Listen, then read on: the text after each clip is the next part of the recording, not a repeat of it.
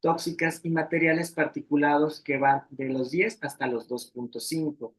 Estos se quedan en el ambiente hasta que por diferentes condiciones como es el viento, presión atmosférica, la misma radiación o la humedad, se precipitan y bajan a la Tierra, ¿sí? Y ahí en el subsuelo es otro punto a evaluar a futuro. Entonces, en las situaciones en las que la mala calidad del aire está presente, pues es porque dependemos de la dirección del viento, que haya no humedad, de la temperatura o del sol para tratar de destruir este tipo de moléculas o partículas. Entonces, ya hablando de las partículas suspendidas, ¿qué tiene que ver su tamaño? Aquí sí el tamaño importa. Partículas de menores de 2.5 micrómetros tienen la capacidad de atravesar el parénquima pulmonar. La pequeña barrera que se ve en las primeras diapositivas, esas partículas entran y penetran sin ningún problema. Una vez que entran al pulmón, también lo dañan, ¿sí? Pero también entran a circulación sistémica y no solo generándose daño a nivel pulmonar, sino a cualquier órgano que pueda ser susceptible a ellos, ¿sí? Tenemos entonces en este artículo publicado que nos refiere que las partículas de 100 micrómetros quedan atrapadas en la nariz, las de 10 en la garganta, de 2.5 en los pulmones lo pueden atravesar y de un micrómetro pueden completamente entrar a flujo sanguíneo.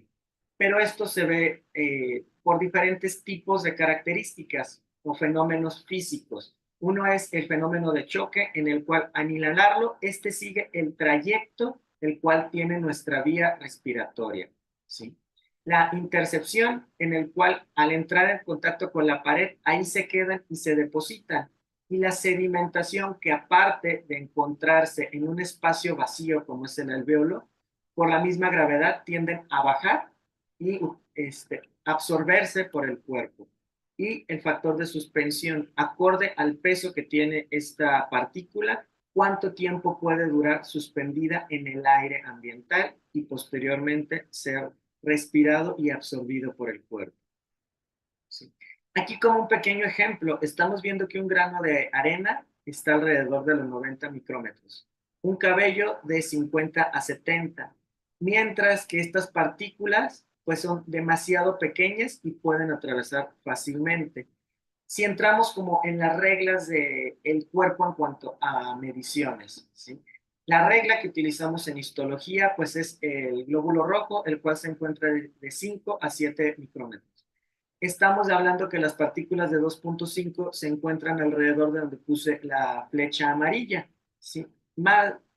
Pueden atravesar fácilmente entonces las barreras del cuerpo que nos servirían como protección y circular por todo el cuerpo. Son partículas que las llaman ultrafinas. ¿Sí? En este mismo estudio se muestra que también tiene que ver qué tanto se respira o el caudal de respiración para que esas moléculas puedan entrar a mayor profundidad en la vía respiratoria, ¿sí? Ubicándonos en la parte inferior. Vemos como a un caudal de 95 litros por minuto, partículas de un micrómetro atraviesan y entran hasta altura de los alvéolos, son los pequeños puntos rojos que se ven representados, ¿sí? Y son arrastrados hasta partículas más grandes por consecuencia del flujo que existe, la cantidad de aire inspirado, ¿sí? Esto, una vez que estas partículas o moléculas entran al cuerpo, ¿qué es lo que hacen? Que entra ahí otro factor a la ecuación, el estrés oxidativo. ¿A qué nos referimos con esto? Pues es un estado de inflamación persistente y constante que altera los mecanismos de defensa del cuerpo, por ende desarrolla o permite exacerbaciones de enfermedades respiratorias, más en particular el EPOC, el asma y el cáncer, que son en lo que nos vamos a enfocar. El cuerpo tiene mecanismos para regular o controlar esos radicales libres. Sin embargo, al ser estímulos constantes, frecuentes, el cuerpo se ve rebasado de su capacidad antioxidativa y genera los radicales libres, que son los que permiten dañar al cuerpo. Aparte de la contaminación, tenemos que la radiación ultravioleta, la misma alimentación, genera daños diferentes en los órganos. ¿Sí? ¿Y qué es lo que nos genera principalmente el estar respirando estas partículas? Pues infecciones respiratorias, entendiéndose como cualquier virus, bacteria que pueda entrar al cuerpo, porque ya vulneró la contaminación, el estrés oxidativo, las defensas del cuerpo. Puede llegar a un punto en el que el daño celular ya rebasó la capacidad de regeneración del ADN y generar un cáncer.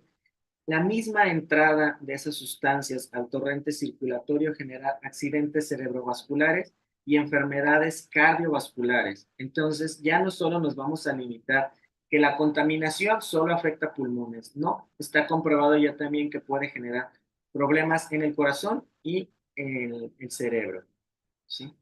¿Cómo funciona todo esto? Pues tenemos los mecanismos enfocados a las vías aéreas. Las partículas de 2.5, en especial el dióxido de nitrógeno, producen alteraciones o activan los macrófagos, que son las células de defensa a nivel pulmonar, el macrófago alveolar o el polvo, ¿sí? Y estos producen citocinas proinflamatorias, interleucina 1, 6 y factor de necrosis tumoral. Una vez que estos tratan de destruir esa partícula que la detectan como patógeno, ok, ya llega un momento en el que otra vez se ve rebasado y se genera esas especies reactivas de oxígeno, los radicales libres. Ese estrés hace que la célula muera, que la mitocondria ya no funcione como se debe, es decir, requiera mayor o menor energía, y lo que más nos atañe para enfermedades respiratorias, que la vía aérea se vea remodelada, ¿sí? Cambia de forma para tratar de adaptarse a esos estímulos. Se empieza a llenar de moco, a cicatrizar hasta que llega a perder el punto funcional, ¿sí? También otro de los mecanismos es que altera la inmunidad, ¿sí? Esto porque los linfocitos T, que son los que se encargan de regular infecciones virales, en sus subtipos TH1 y TH2 se ven hiperreactivos. Entonces, esto aumenta la susceptibilidad hacia el asma y las alergias. Se ha visto también que la exposición de la madre embarazada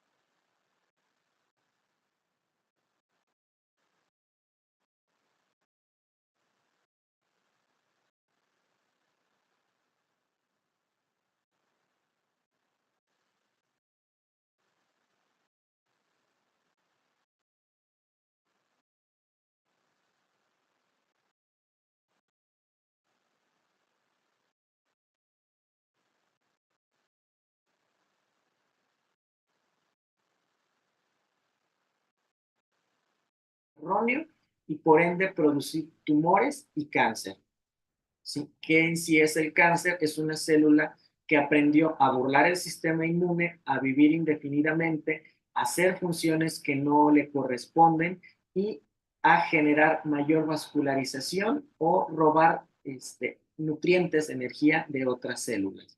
Todo esto por la falla de un solo gen, el P53, o también llamado el guardián del genoma. ¿Sí? Esto es como se va dando la cascada de la enfermedad. En un paciente sano podemos ver que la luz pulmonar se encuentra abierto, su bronquio perfectamente bien, con suficiente músculo liso alrededor para generar las contracciones y poder expulsarlo.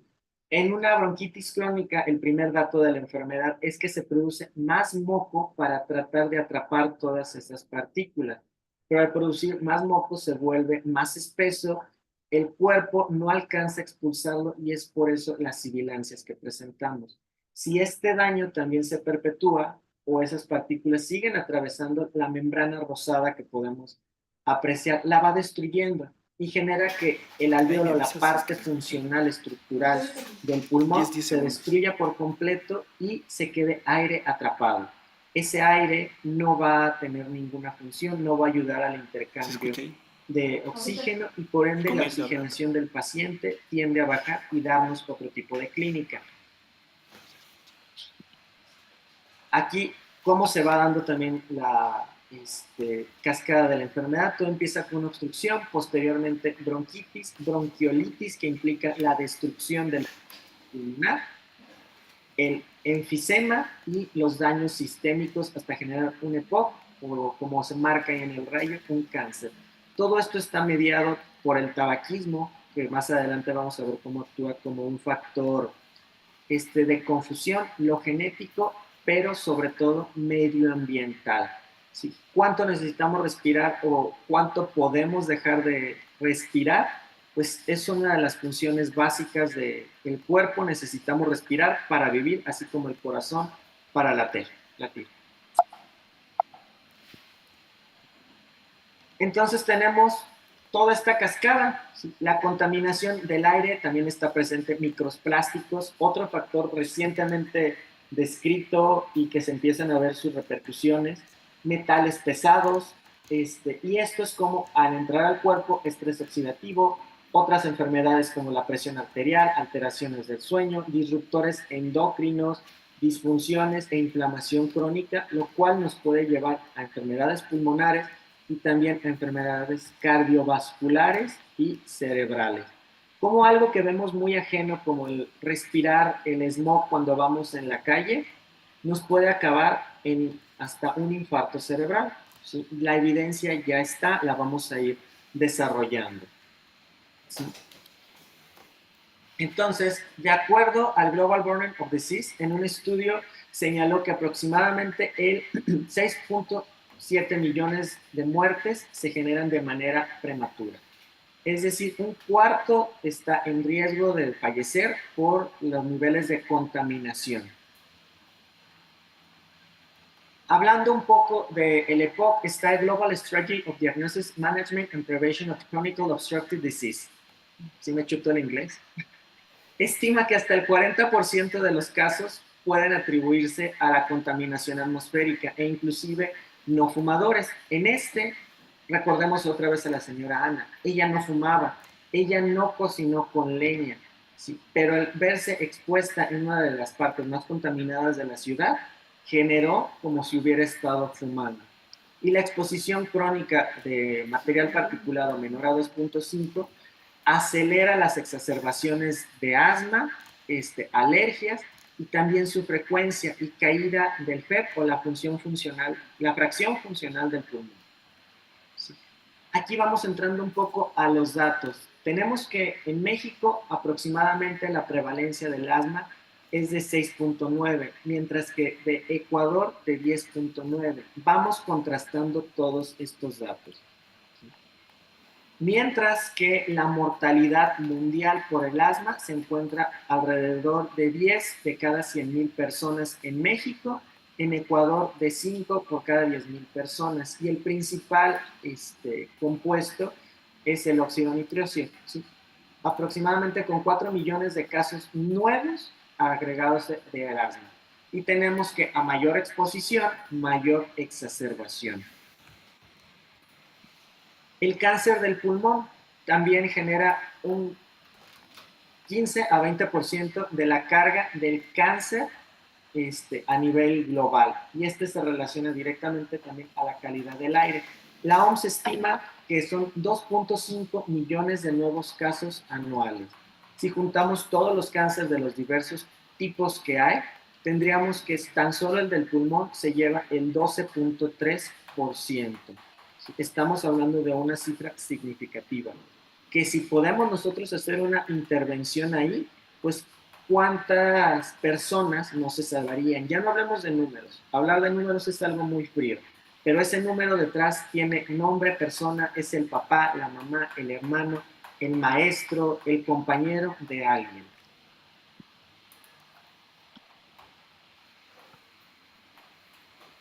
¿Okay? Ok. Y dentro de los datos que se dan las diferentes fuertes, también señala pues que el tabaquismo es la pero donde nos empieza a jugar y podemos nosotros aprovechar o al área de la oportunidad como la epidemiología. ¿En qué áreas vivían esos pacientes, los que fumaban y desarrollaban cáncer? ¿Por qué paciente A, que fumaba más que paciente B, lo desarrolló paciente B menor índice tabáquico? También las zonas, ¿sí? Eso es lo que vamos a empezar a explorar, ¿sí? Entonces, vamos a tratar de evaluar la carga de la enfermedad y cómo tratar de discernir qué factores son los que nos afectan.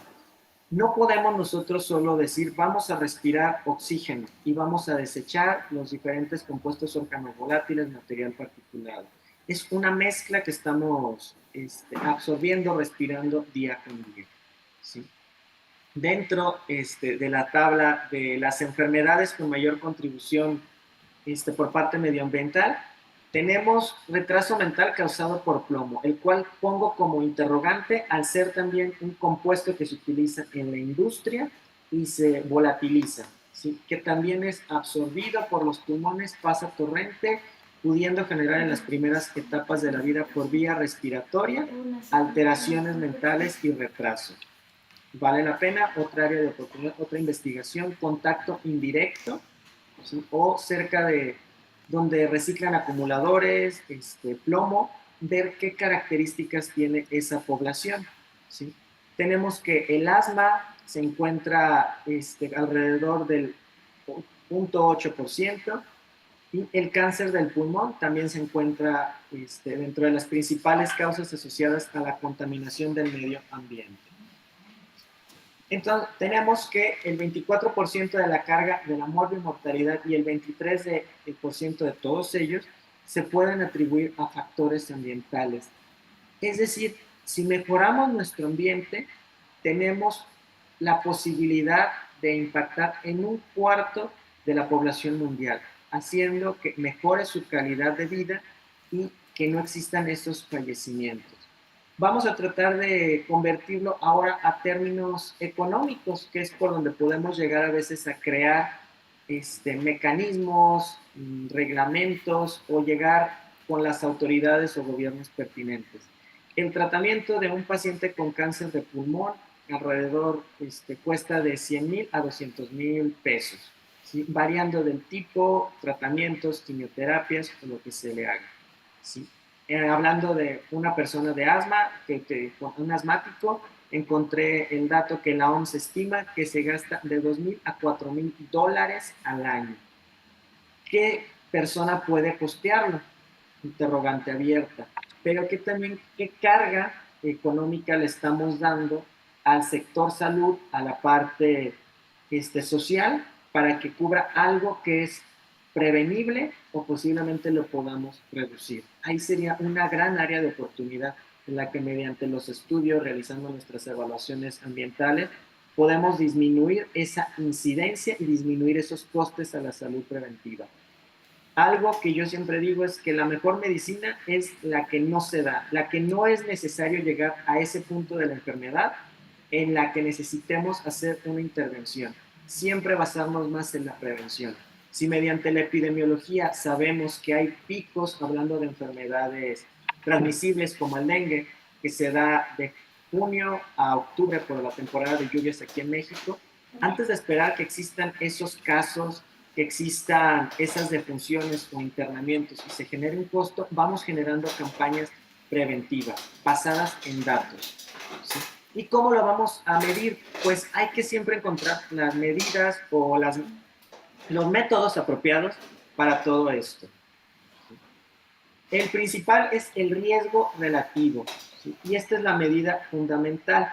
¿Qué nos referimos con esto? Es la relación que existe entre las partículas de 2.5, que son las que más estamos mencionando, y la mortalidad. ¿Sí? Entonces, esto puede tener un gran impacto para la población. Calculando riesgos relativos, podemos decir sí, directamente el respirar partículas de plomo genera pues causal directo de retraso mental. Sí. Ahora la fracción atribuible de la población, es decir, si nosotros quitamos ese factor de la ecuación, ¿cuántos casos aumentan o disminuyen? Tenemos que el EPOC del 35 al 40% son, su factor atribuible es a la contaminación doméstica y ambiental. El 15% al 20% del cáncer del pulmón y el 10 a 20% en el asma infantil. Entonces hay ya una relación directa. Si retiramos, si pudiéramos quitar ese factor o mitigar la contaminación ambiental, tendríamos que el EPOC disminuiría casi por mitad, el cáncer una cuarta parte y el asma infantil también casi una cuarta parte. ¿Sí? Este es un dato que a mí me llama siempre mucho la atención, es los años de vida ajustado a discapacidad. Hay que ponernos en el contexto de cualquier enfermedad que nosotros tengamos. Por una alergia, pues baja nuestra calidad de vida, nuestro rendimiento laboral. Cuando hay alguna enfermedad, pues faltamos al trabajo. ¿Sí? Todo eso es lo que se va acumulando para dar este dato, que es la suma de una muerte prematura, es decir, no tocaba que se muriera esta persona por su edad y característica, y los años que se vieron mermados por la detonación de cualquier patología.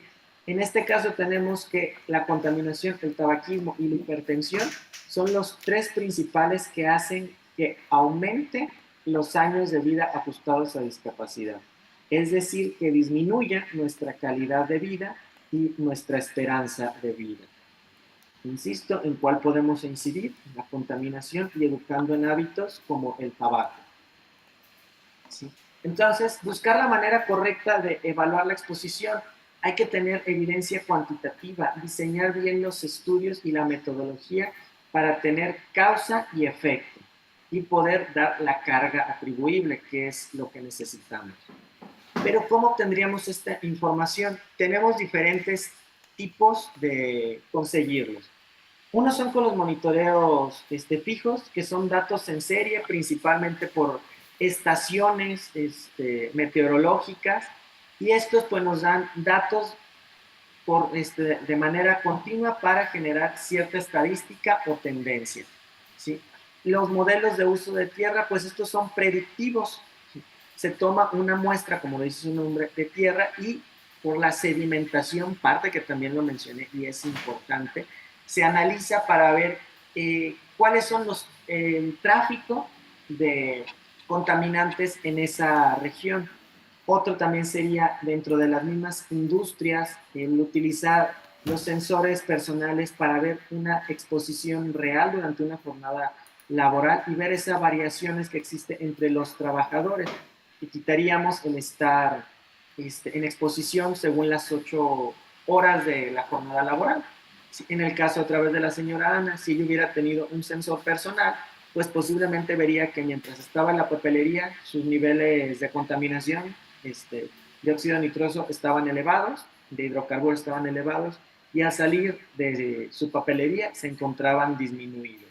Entonces, esas son maneras en las que podemos buscar los datos.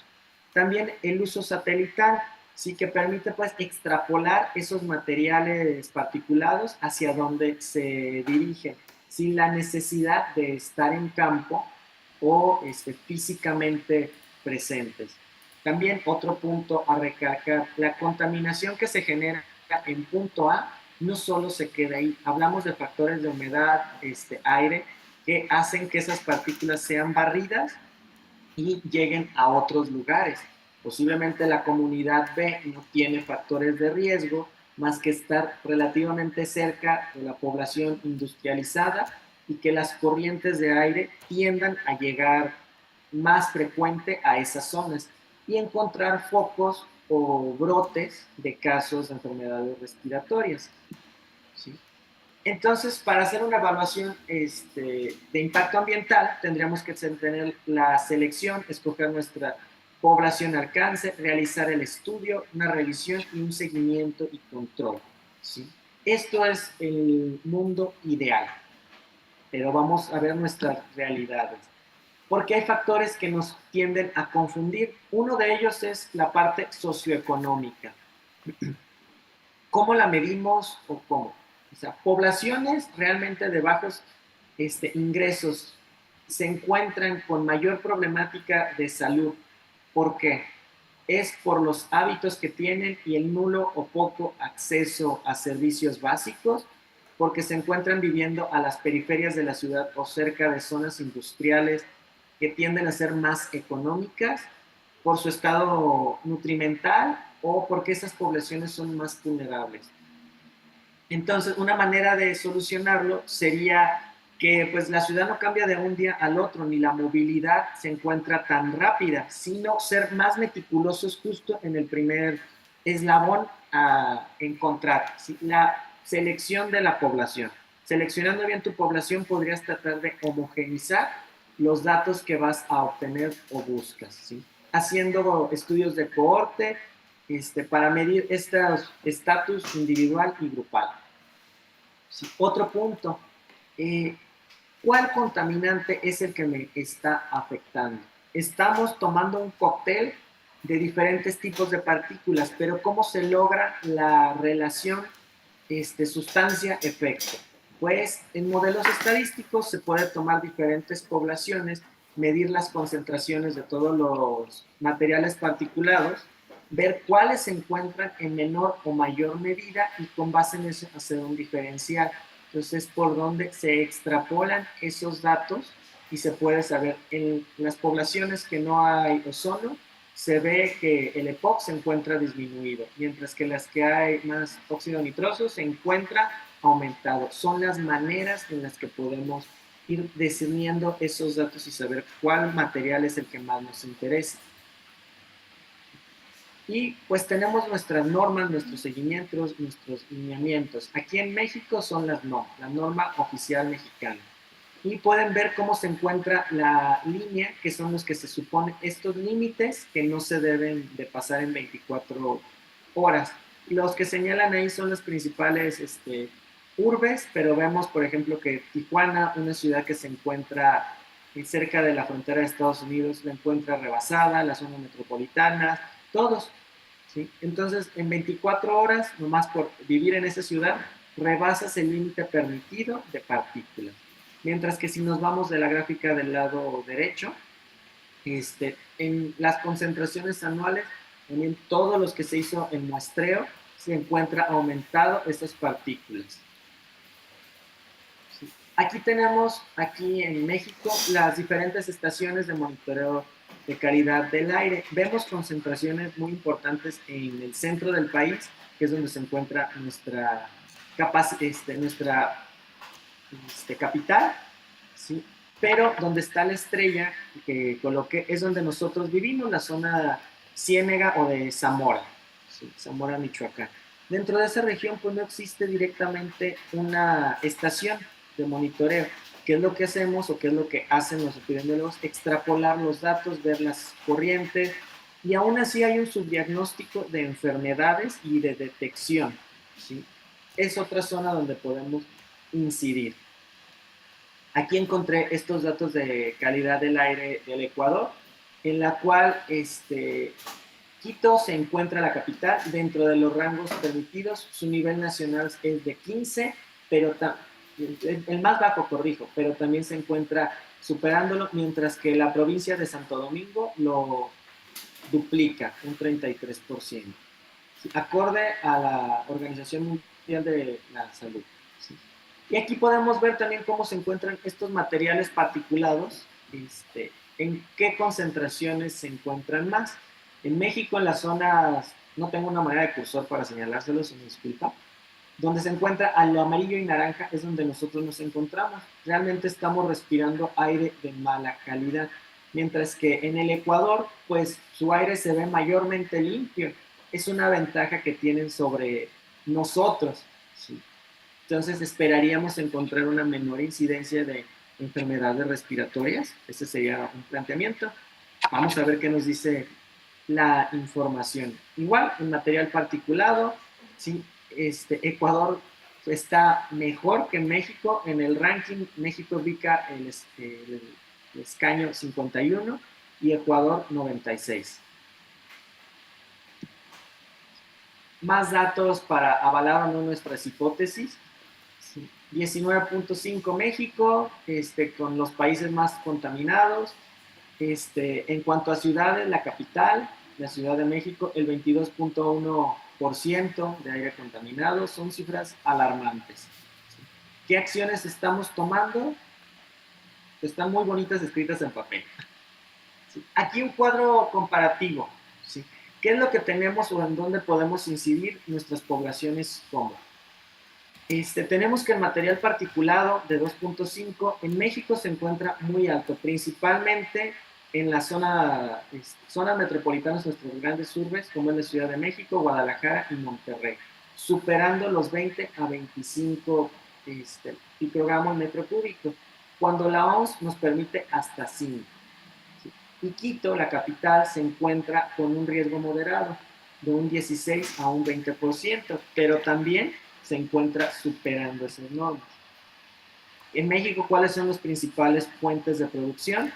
El transporte vehicular, la industria manufacturera y química, la generación de energía con base en hidrocarburos y el suelo erosionado. ¿Sí? En Ecuador también el transporte vehicular, y aquí me llamó mucho la atención cómo refieren las quemas agrícolas, en especial del Amazonas, una región algo distante, como también el transporte, las corrientes, hace que llegue esa contaminación allá. Pregunta dónde pudiéramos incidir. En el transporte vehicular, pues proponiendo mejoras al transporte público, ¿sí? Fomentando programas como el Hoy No Circula que está aquí en México, las verificaciones. La industria manufacturera y química, que ellos también producen gran parte de los contaminantes. Medidas regulatorias más severas, ¿sí? Y que realmente se apliquen. Tenemos entonces que la carga de enfermedades no transmisibles en México es muy alta, principalmente el EPOC y el asma, mientras que en el Ecuador es al revés, primero el asma y secundario el EPOC.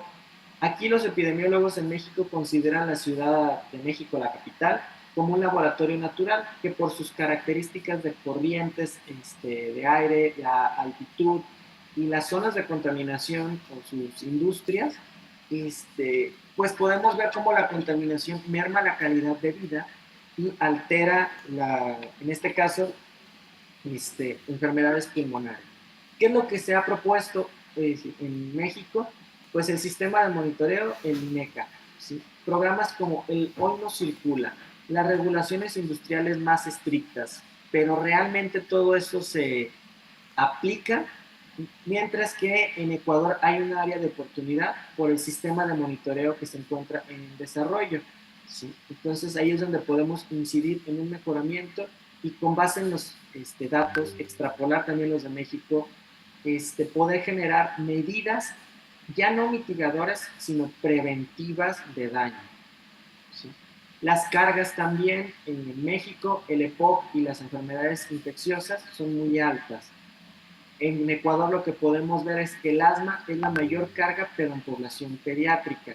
¿Sí? Y la calidad de los datos, pues se limita en México a las grandes urbes, mientras que en el Ecuador se encuentra en desarrollo. Hay estudios abundantes en México, pero de diferentes zonas, los cuales se correlacionan unos con otros. ¿sí? Y los factores que también tienden a confundir aquí en México son el tabaquismo, mientras que en el Ecuador, acorde a la bibliografía, pues es la exposición a biomasa. ¿Sí? Algo clave en todos estos factores de riesgo, en ver cómo vamos a poder trabajar, es el tener una muestra significativa. ¿Sí? Si este estudio lo realizamos en poblaciones pequeñas cuya P no sea significativa, no vamos a poder lograr una gran trascendencia e impacto del estudio.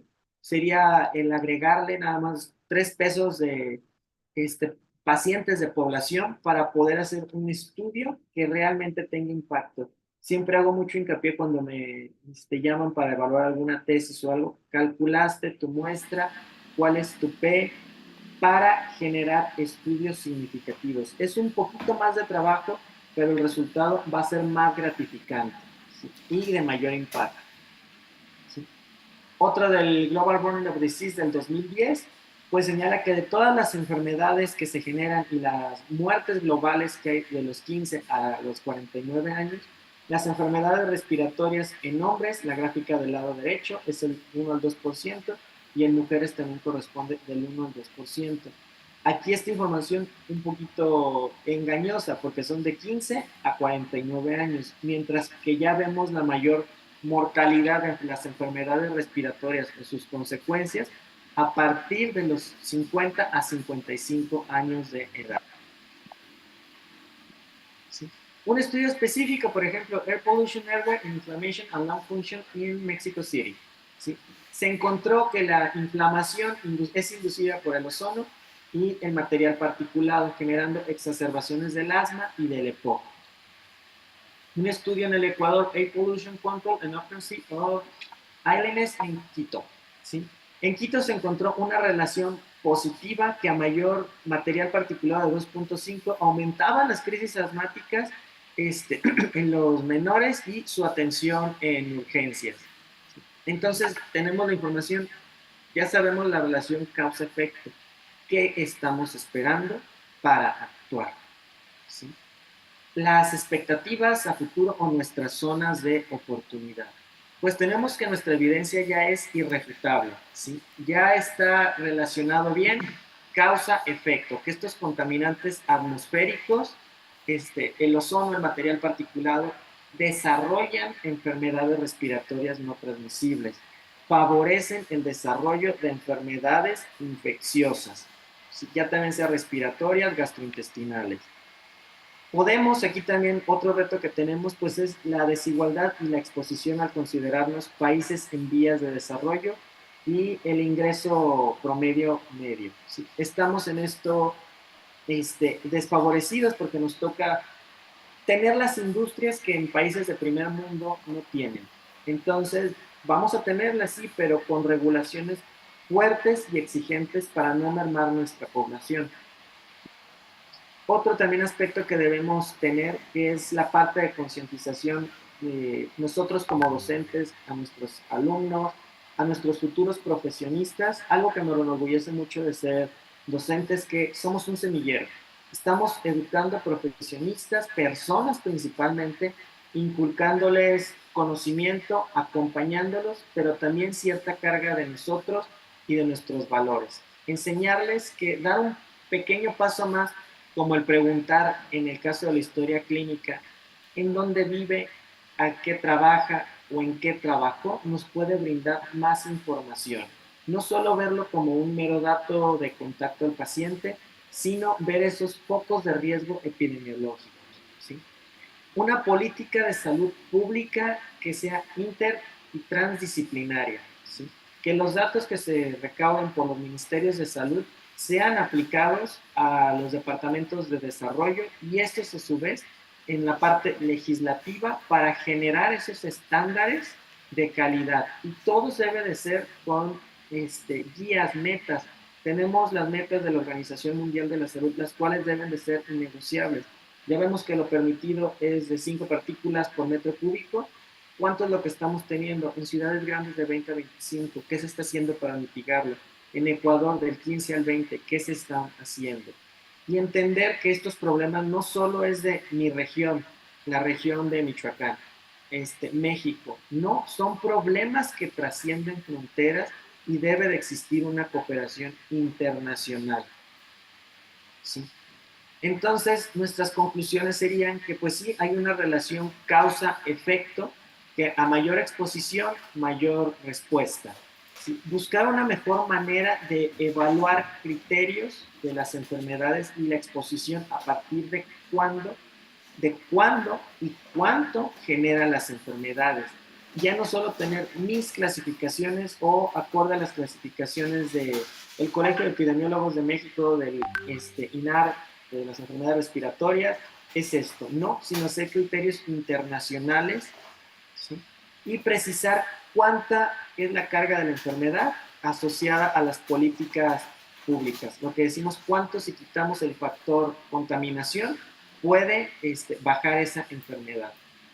Y otra parte que es muy interesante es investigar los efectos de las mezclas en los contaminantes. Es algo que hay un área muy hermosa del conocimiento que se puede descubrir en cómo actualmente el respirar compuestos organofosforados químicos que se utilizan en el campo, se está viendo que repercute en tus nietos que todavía no nacen o bisnietos. Ese material genético se ve alterado por algo de ahorita. Todavía ni nacen ni en 50 años van a nacer, pero ya existe. Es algo que me apasiona. Pikachu me representa cuando hablo de eso.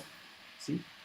Entonces, como en conclusión, tendríamos que la mejora de la calidad del aire no es una opción o algo que se pueda seguir aplazando. Debe de ser una prescripción médica esencial para prevenir millones de casos, prevenir exacerbaciones y muertes prematuras en todo el mundo. Los objetivos de desarrollo sostenible por la ONU, aquí están. Acuerdos ha habido, como el de París del 2015, el convenio de Kioto y Montreal, y las directrices de la ONU respecto al medio ambiente. Pero valdría ser un examen de conciencia. Nos estamos cumpliendo, los estamos apegando a ellos. Entonces, ¿qué es lo que falta? Somos universidades. Como universidades tenemos la fuerza, el capital humano para poder forzar, exigir que se cumplan estas normas y proponer.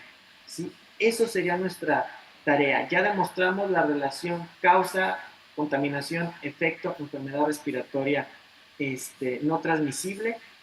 Ya tenemos eso. Vamos a hacer estudios en nuestro medio para llevar esas políticas, forzarlas a que se lleven a la práctica y se realicen. No solo son cifras, no solo son números, son personas, son seres humanos, el papá, la mamá de alguien. ¿Sí? Por mi parte, con esto sería todo. Dejo mis redes sociales donde me pueden, contenido toxicológico, algo neurodivergente, sí, y los datos de contacto del centro toxicológico en el cual trabajo. ¿Sí? Por mi parte, quedo agradecido a la Universidad Uniandes, a UNIVA, por brindarme este foro, esta oportunidad para compartir algo de mi conocimiento. Espero sea de su utilidad y más que darles algo listo, me gustaría haberme quedado con la satisfacción de haber sembrado la duda hacia ustedes y ver en qué más podemos trabajar.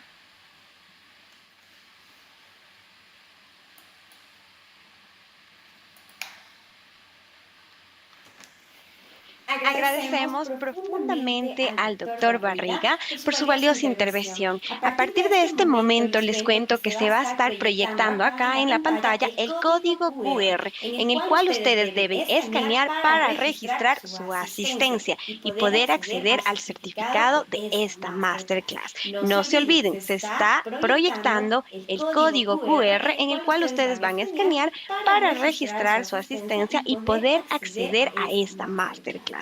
Ahora sí, vamos a dar inicio al espacio de preguntas y las inquietudes que nos han dejado, doctor. La primera pregunta es clave. ¿En qué campo laboral se podría desarrollar alguien que se gradúa en máster en epidemiología? Pues es bastante amplio, ¿sí? Va desde reporte de casos como en hospitales, instituciones gubernamentales, ellos mismos generar sus propios centros de investigación, ¿sí? Entonces, esos serían los principales lugares de campo laboral para los máster en epidemiología. Muchísimas gracias, doctor. Ahora tenemos otra pregunta clave también, dice. ¿Se ha evidenciado que la exposición e inhalación de estas partículas puede incrementar la incidencia de enfermedades respiratorias no transmisibles como rinitis, asma en individuos sin diagnóstico?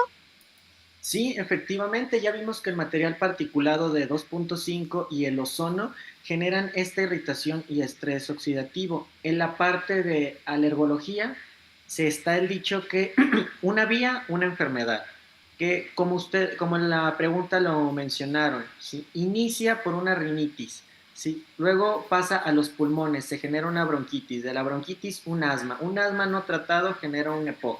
Es toda una cascada de eventos patológicos, ¿sí? Todo por un aspecto externo, ambiental. Muchísimas gracias, doctor. Ahora vamos con la última pregunta. ¿Cuáles serían las acciones más urgentes que se debería tomar en cuenta en los próximos años para enfrentar este problema? Las acciones y lineamientos ya los tenemos, están muy claros en los protocolos de Kioto, ¿sí? En los acuerdos internacionales de París. ¿Qué es lo que faltaría? La presión social para que se lleven a cabo, ¿sí? Que realmente se regulen todas estas industrias, se creen sanciones más rígidas para hacerlo, porque la información, los estudios, los lineamientos y reglamentos, ahí está, faltaría que los apliquen. Muchísimas gracias, doctor. Reiteramos un especial agradecimiento a usted por compartir con nosotros, con UNIAN desde México y Ecuador, su conocimiento. Mis queridos amigos, les recordamos que pueden suscribirse al canal YouTube de UNIANDES para seguir conectados con nuestras próximas intervenciones. El día de mañana también les esperamos en una nueva masterclass que es el tema aplicación de la psicología clínica en el campo forense. Muchísimas gracias, doctor. Le agradecemos muchísimo desde Ecuador y esperamos verle en una próxima ocasión. Muchísimas gracias a todos. A ustedes, excelente noche. El futuro que sueñas empieza hoy, empieza en Uniandes. Este sábado 20 de septiembre de 10 de la mañana a 3 de la tarde vive la Eagle Expo 2025. Conoce nuestras carreras de pregrado, descubre la zona de posgrados y diplomados. Y atrévete con la validación de conocimientos. Habrá actividades, sorpresas y un montón de experiencias para que encuentres tu camino y disfrutes al máximo. Porque en Uniandes, la universidad que inspira, tus sueños vuelan alto. El futuro que sueñas empieza hoy, empieza en Uniandes. Este sábado 20 de septiembre de 10 de la mañana a 3 de la tarde vive la Eagle Expo 2025. Conoce nuestras carreras de pregrado, descubre la zona de posgrados y diplomados. Y atrévete con la validación de conocimientos. Habrá actividades, sorpresas y un montón de experiencias para que encuentres tu camino y disfrutes al máximo. Porque en Uniandes, la universidad que inspira, tus sueños vuelan alto. El futuro que sueñas empieza hoy, empieza en Uniandes. Este sábado 20 de septiembre de 10 de la mañana a 3 de la tarde vive la Eagle Expo 2025. Conoce nuestras carreras de pregrado, descubre la zona de posgrados y diplomados. Y atrévete con la validación de conocimientos. Habrá actividades, sorpresas y un montón de experiencias para que encuentres tu camino y disfrutes al máximo. Porque en Uniandes, la universidad que inspira, tus sueños vuelan alto. El futuro que sueñas empieza hoy, empieza en Uniandes. Este sábado 20 de septiembre de 10 de la mañana a 3 de la tarde vive la Eagle Expo 2025. Conoce nuestras carreras de pregrado, descubre la zona de posgrados y diplomados. Y atrévete con la validación de conocimientos. Habrá actividades, sorpresas y un montón de experiencias para que encuentres tu camino y disfrutes al máximo. Porque en Uniandes, la universidad que inspira, tus sueños vuelan alto. El futuro que sueñas empieza hoy, empieza en Uniandes. Este sábado 20 de septiembre de 10 de la mañana a 3 de la tarde vive la Eagle Expo 2025. Conoce nuestras carreras de pregrado, descubre la zona de posgrados y diplomados. Y atrévete con la validación de conocimientos. Habrá actividades, sorpresas y un montón de experiencias para que encuentres tu camino y disfrutes al máximo. Porque en Uniandes, la universidad que inspira, tus sueños vuelan alto. El futuro que sueñas empieza hoy, empieza en Uniandes. Este sábado 20 de septiembre de 10 de la mañana a 3 de la tarde vive la Eagle Expo 2025. Conoce nuestras carreras de pregrado, descubre la zona de posgrados y diplomados. Y atrévete con la validación de conocimientos.